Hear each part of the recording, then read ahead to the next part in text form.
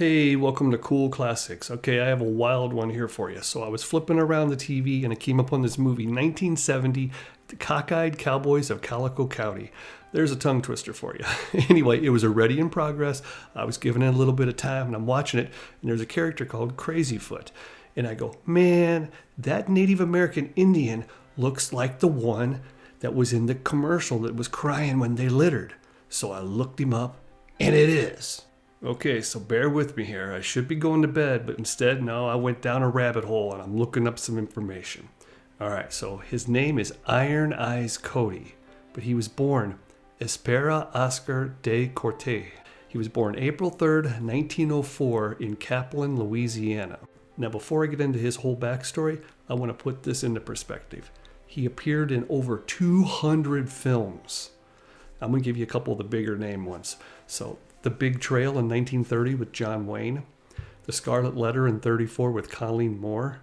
He was in Sitting Bull in 1954. He played Crazy Horse. He played in The Great Sioux Massacre in 65 with Joseph Cotton. He played in Nevada Smith in 66 with Steve McQueen. You know, and it keeps going all the way up to Ernest Goes to Camp in 1987.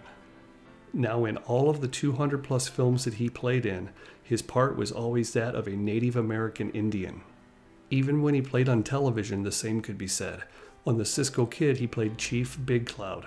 On Rawhide, he played Red Cloud. There's one exception. On the Lucy Desi Comedy Hour, he played an Eskimo.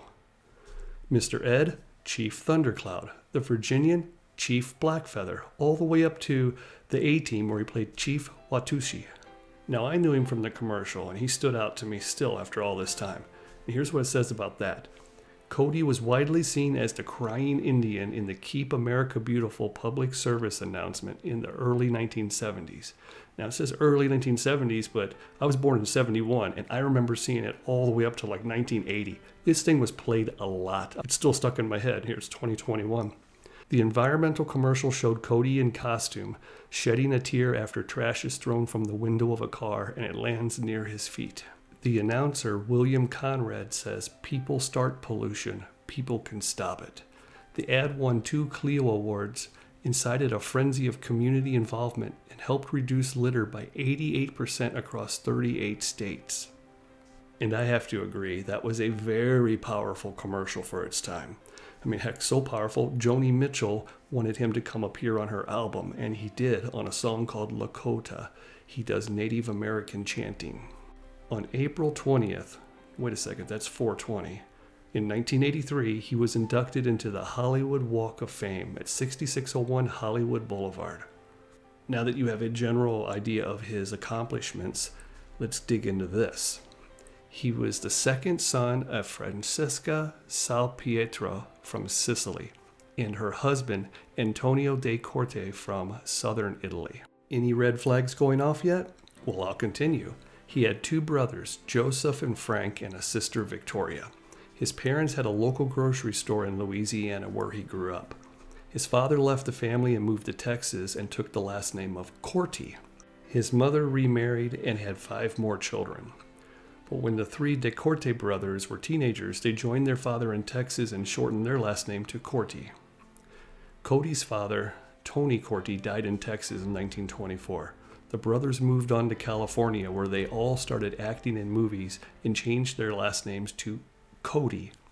His brothers Joseph and Frank Cody only got work as extras and eventually moved on to find other jobs. Now, all of this took place in the early 1930s, and after his brothers left Hollywood, he changed his name to Iron Eyes Cody. In 1936, he married Bertha Parker. She was active in Native American excavations during the late 20s and early 30s before becoming assistant director of archaeology at the Southwestern Museum. They adopted 2 children said to be of Dakota Maricopa origin, Robert Tree Cody and Arthur Cody. The 2 of them remained married until Bertha's death in 1978. Now, throughout his decades of work in Hollywood, he always claimed that his father was of Cherokee heritage and his mother was Cree. Now, since most people that he was around were unfamiliar with Indigenous Americans or First Nation cultures, it was easy for him to pass himself off as though he were full Native American. To make it even more believable, even though it looks very stereotypical now, He was bringing home wardrobe from these movie sets and keeping it, and he was wearing it as his daily clothing. Braided wigs, fringed leathers, beaded moccasins. I wonder what his wife thought about all of this, because it seems like she would really know, since she was also into the Native American culture and she's married to him. So I guess she just kind of went along with it too. And as far as everyone in Hollywood and the general public knew, they just thought of him as Native American Indian. It wasn't until 1996 when the Times of New Orleans questioned his heritage, reporting that he was a second-generation Italian American. This was based on an interview with his half-sister, which would have been one of the daughters that his mother went on to have after the boys left for Hollywood. Cody denied everything, and nothing much really came of it either, since he was 91 years old. And just 3 years later, at the age of 94, on January 4th, 1999, he passed away at his home in Los Angeles. But before his death, he had written this comment: "Make me ready to stand before you with clean and straight eyes. When life fades as the fading sunset, may our spirits stand before you without shame." If you enjoyed this video, please take a moment and subscribe. And don't think for a second that I'm talking bad about Iron Eyes Cody or his wife. They seem like they were really good people. They did a lot for Native American culture, and they adopted 2 children and raised them.